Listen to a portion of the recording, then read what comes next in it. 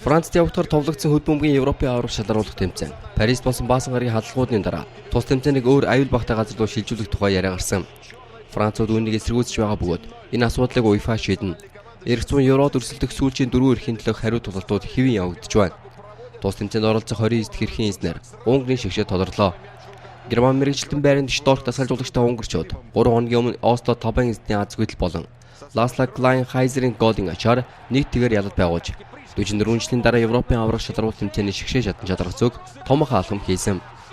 Будапештад болсон хариу тоглолтын 14 минутанд Тамаш Парискн гайхалтай цохилдоор тулааны эслийг хагалснаар 5 эзэд багаараа хамгаалалтанд шилжсэн байна. Норвегчууд стандарт байдлаас тоог тэнцвэрлэгт өгсөн ч 39 настай хаалгач Габор Крайт хаалганы шонд тусуулжээ. Харин эсрэг талд булангийн цохилтыг аюулгүй болгох Маркус Хенриксенэд орлого бүтлгүйдэж тооны хайрцаг 2-2 болсон байна. Хенрик төд удалгүй алдаагаа залруулж 87 дахь минутанд бөмбөгийн зэрэг ойртуулсан гэтээж үлдсэн хугацаанд аврал авчрах 2 гол оруулах боломж зочдод олдсонгүй. Тоглолт 2-1-ээр өндөрлөж Унгарийн шигшээ 1972 оноос хойш анх удаага Европын аварга шалгаруулах тэмцээний шигшээ шатан шалгарлаа. Еврогийн плей-оффын шатны ээлж тоглолтын өнөөш нь Ирланд Босны гэрцгөөний богдын хооронд өрнөнө.